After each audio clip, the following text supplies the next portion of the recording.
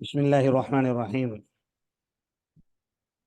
قال هي راودتني عن نفسي وشهد شاهد من أهلها إن كان قميصه قد من قبل فصدقت وهو من الكاذبين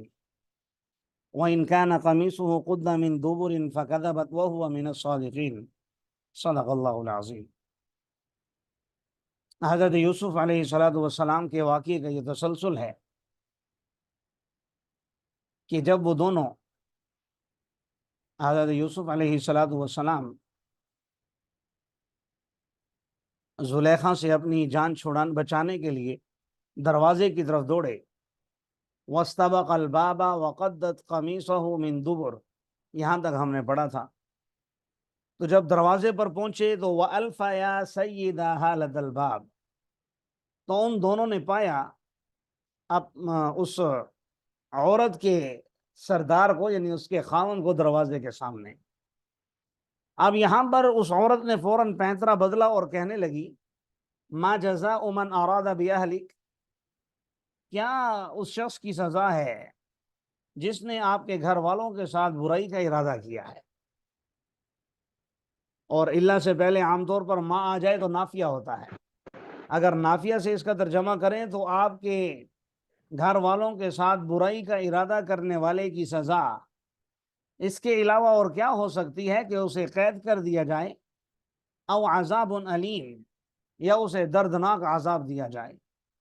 یعنی سخت سے سخت تکلیف دی جائے،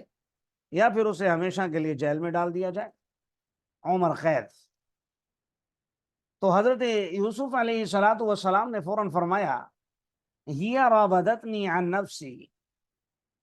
اس نے مجھے میرے نفس سے پھسلایا ہے، یا دوسرے الفاظ میں پھسلانے کی کوشش کی ہے۔ اس جملے سے ہمیں یہ بھی پتہ چلا کہ اگر آپ نیک ہیں، اچھے ہیں، شریف ہیں، تو اس کا یہ مطلب نہیں ہے کہ آپ بے وقوف ہیں،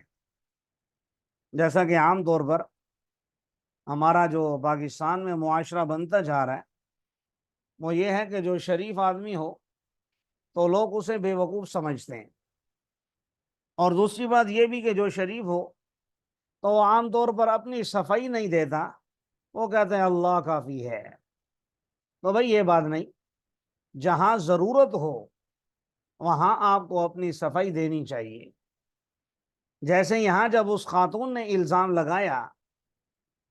تو حضرت یوسف علیہ السلام نے فوراً اس کے الزام کو رد کیا، ہی راودتنی عن نفسی، کہ اس نے مجھے پھسلایا ہے، میرا اس میں کوئی قصور نہیں ہے۔ آگے قرآن کہہ رہے گواہی دینے والے نے گواہی بھی دی اس کے گھر والوں میں سے، بعض نے کہا یہ زلیخا کا بھتیجا تھا، بھانجا تھا، یا اس طرح کا کوئی، بہرحال لیکن اس کے خاندان میں سے تھا۔ اس نے یہ گواہی دی اس بچے نے جو بول نہیں سکتا تھا ابھی، جیسے دودھ پیتے بچے ہوتے ہیں، لیکن اللہ تعالیٰ نے اسے قوت گویائی عطا فرمائی کہ ظاہر ہے جب یہ بتائے گا تو لوگوں کو یقین کرنے کے بغیر کوئی چارہ کار نہیں ہوگا۔ تو کہا کہ اگر یوسف کی قمیص آگے سے پھٹی ہوئی ہے تو فصدقت، عورت سچی ہے اور وہ مرد پھر جھوٹوں میں سے ہے، اور اگر اس کی قمیص پھٹی ہوئی ہے پیچھے سے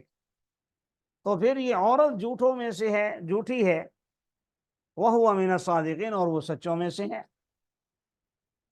تو عزیز مصر نے فوراً قمیص کو دیکھا، قد من دبر، تو وہ پیچھے سے پھٹی ہوئی تھی۔ ظاہر ہے جب آگے دوڑ رہے ہیں تو پیچھے سے اس نے پکڑا تو وہیں سے پھٹ رہی تھی، تو فوراً معاملہ سمجھ گیا عزیز مصر کے غلطی کس کی ہے، اس لیے کہا ان من کیدکن، یقیناً یہ تمہاری تدابیر میں سے ایک تدبیر ہے، ان کیدکن عظیم، یقیناً تم عورتوں کی تدبیر بہت بڑی ہوتی ہے۔ گویا اگرچہ وہ خاتون تو ایک تھی، اللہ نے یہاں پر کنہ کے یعنی جمع کی ضمیر لائے ہیں، اس سے تعبیر فرمایا ہے، تو اس میں اشارہ ہے اس بات کی طرف کہ اکثر عورتوں کی عادت ہوتی کہ وہ دوسروں پر الزام ڈال دیتی ہیں۔ اس لیے قرآن پاک میں بھی جب رسول اللہ صلی اللہ علیہ وسلم سے بیعت لینے کا ذکر ہوا خواتین کا، تو وہاں فرمایا کہ کسی پر بہتان نہیں لگائیں گی۔ بہتان کا خاص طور پر ذکر فرمایا جو یہ اپنی طرف سے گھڑ لیتی ہیں۔ پھر اس نے یوسف علیہ السلام سے درخواست کی، یوسف واعرض عن ھذا،